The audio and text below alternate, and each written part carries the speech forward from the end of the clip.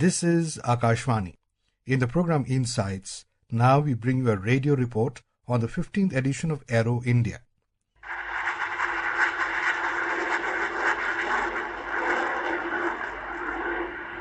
A full glass cockpit with a head-up display system enables the pilot to be aware of its position and potential at all times. That's, ladies and gentlemen, 30 tons of machinery and 2 men stationary in the sky. And now the aircraft slides down.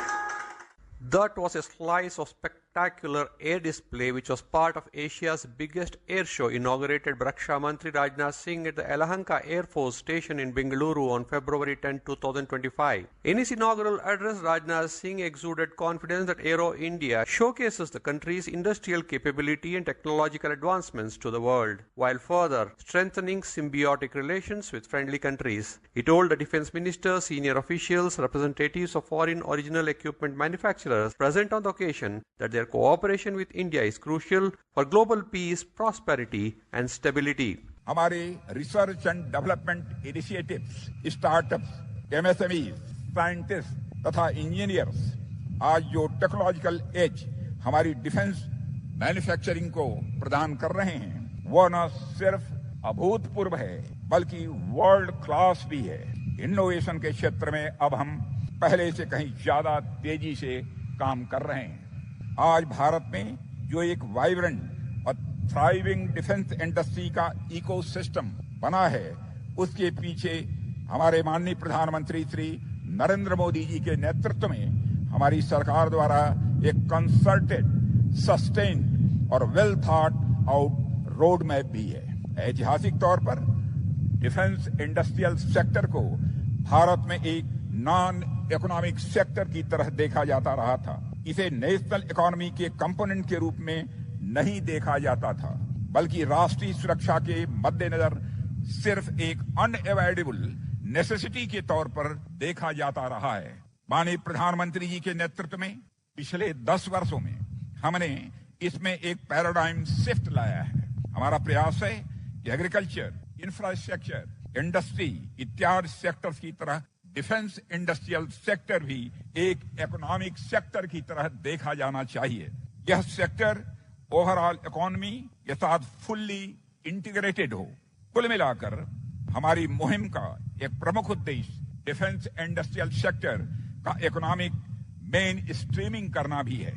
Today Indian defence industrial sector is a motor powering the growth engine of the Indian economy. The Defence Minister listed out that a number of high-tech products such as Astra, BBR missile, new generation Akash missile, autonomous underwater vehicle, unmanned surface vessel, Pinaka guided rocket are being manufactured within the country. He voiced the government's unwavering resolve to surpass rupees 1.27 lakh crore defence production and 21,000 crore rupees defence exports figures and ensure that the defence sector moves ahead at an unprecedented pace. The government envisages that the defence production will exceed 1.60 lakh crore by the end of 2025-26 and defence exports will surpass rupees 30,000 crore. On the first day, Rajnath Singh also inaugurated the Indian Pavilion, where more than 275 exhibits are being displayed through various mediums represented by complete defense ecosystem of the country, including defense PSUs, design houses and private companies including MSMEs and startups. The exhibits at the central area include a striking display of Mark platforms including Advanced Medium Combat Aircraft AMCA, Combat Air Teaming System and twin-engine deck-based fighter. The DRDO Indoor Pavilion at Hall D at Aero India is meticulously divided into 9 themes, encompassing core areas of defense innovation. Speaking to Akashvani, DRDO DG Dr. B.K. Das on the exhibits in his pavilion. We are showcasing more than 300 technologies out here. See, today the mandate is DRDO should work on the present and the next generation technologies, and those technologies are presented here with a single intention that all the industries, public and private, should see. They should not reinvent those technology. They should use them for the next generation system which country looks forward to. So that has become another crowd pillar. And of course, we have created first time in the history probably a three-dimensional immersive reality show wherein for 5-minute shots explains about the next generation capability which India is going to have it. Believe me, it has been a crowd puller, and young minds have watched those 3D immersive reality movies and they're thrilled to come and work with us for DRDO for the next generation India. For the first time, a full-scale model of India's fifth-generation fighter jet advanced medium combat aircraft AMCA is on display in the India Pavilion of Aero India show. The Deputy Project Director of AMCA from ADA DRDO, Balaji, has spoken about this flagship program. A structural prototype here, it is not a display model, it is an engineering model manufactured 1:1 with the actual flight-worthy materials, with the actual manufacturing processes, and finally we have created a strong ecosystem in the private industries. The objective of this aircraft is to build the aircraft with a lot of private industries that we could able to achieve today actually. Advanced sensors are there again into it, advanced weapons. The weapons are all integrated to meet the stealth requirements. It is internal weapon bay actually. ESI intake is a diverterless supersonic intake with having serpentine shape actually to meet the stealth requirement. The shaping is been covered to ensure that the RCS has a lower value so that the enemy radar should not detect our AMCA actually. We could able to manufacture the entire aircraft with the help of the private industries. In the India Pavilion, Major Raj Prasad from the Army Design Bureau. He is a Service Innovation Officer in the Indian Army Corps of Engineers. He has developed groundbreaking innovations that could redefine battlefield tactics. He has to his credit the development of 12 cutting-edge military technologies, 4 of which have already been inducted into the Indian Army. While speaking to Akashvani, he said about these innovations. I am involved in developing indigenous technologies in the Indian Army. Until now, I have developed around 12 innovations, out of which 4 are inducted in the Army. I joined Indian Army after my BTech and MTech, and being an engineer myself, having understood the combat requirements of Indian Army, the aim was to develop some technologies that can bridge the gap between technology and the tactics. 2 innovations, Exploder, which is a remotely operated vehicle for ID disposal. So this is under induction. This can be used as a kamikaze bot for counter-insurgency and counter-terrorism operation also. The other innovation is called Mobile Reactive Mine System. World over, all the land mines are persistent mines, pressure actuated. But this is a futuristic type of mine that can move across in the battlefield, detect the targets, go near them and blast. Apart from this, there are 3 other innovations which I have developed and which are presently inducted in the Army. One is called Vidyut Rakshak. It is an IoT-enabled generator monitoring, production and control system. All the generators that Indian Army has lakhs of generators. If you have seen Ukraine-Russia battle, the first thing to be hit was the power grid. The moment power grid got hit, everything banged onto generators. So today we have lakhs of generators. How are we going to efficiently and effectively use them, integrate them? So that is the innovation Vidyut Rakshak. So that can be integrated with any type of generator, independent of type, make, rating and vintage. And all generators in a location can be integrated and controlled from a single platform. It is already inducted in Northern Command, in JNK now. In Eastern Command, induction is under progress. Another innovation called Wireless Electronic Detonation Circuit has been developed. We also have a remote version of it called Agni Astra.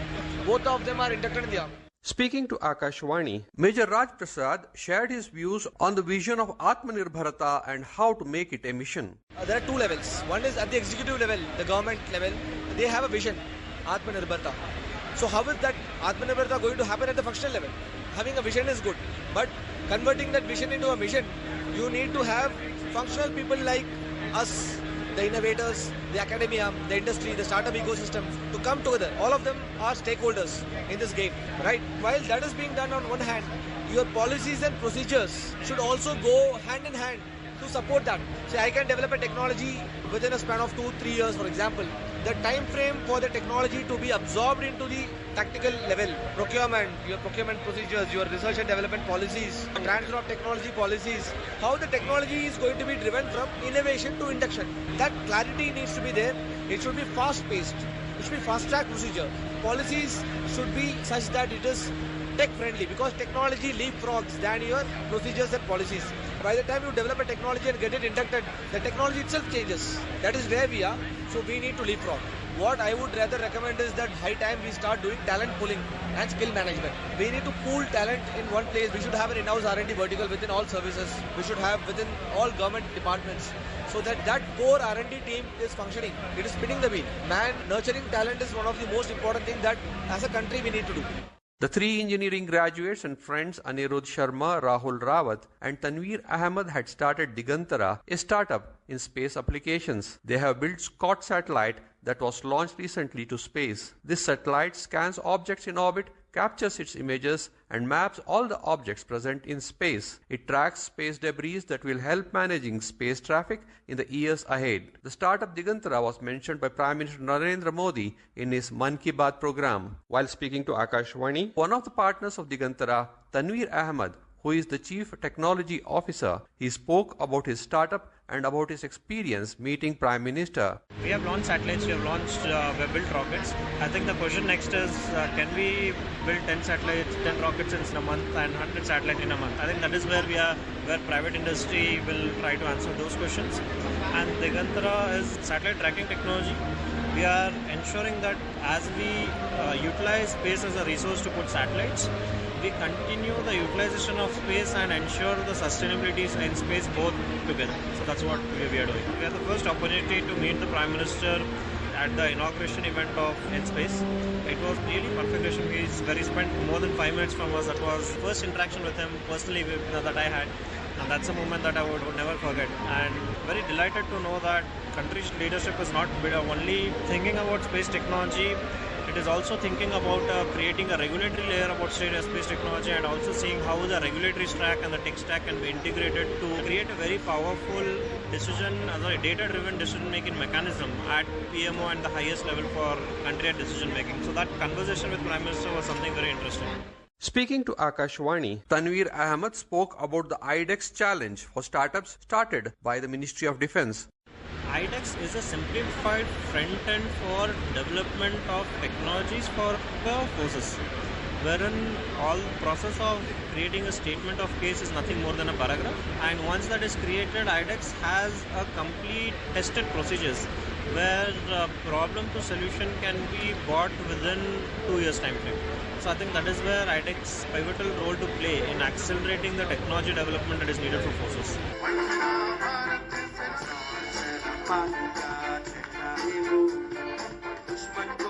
Aero India show is open for public today and tomorrow. Public who visited Air Force Station were visibly impressed by the spectacular air display by Surya Kiran, our own indigenously built Tejas Mark 1A, Su-30 MKI and upgraded Jaguar, among others. Asia's largest military aviation exhibition showcasing India's progress in indigenization and innovation was frequented by thousands today. The mega event will conclude tomorrow, leaving behind a runway to 1 billion opportunities.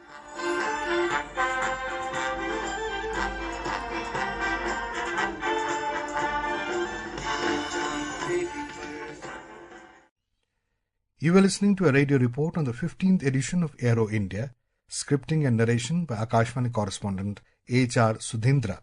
This program was produced and presented by the News Services Division of Akashvani. You can listen to it on a mobile app, News on AIR. This program is also available on a YouTube channel, News on AIR Official.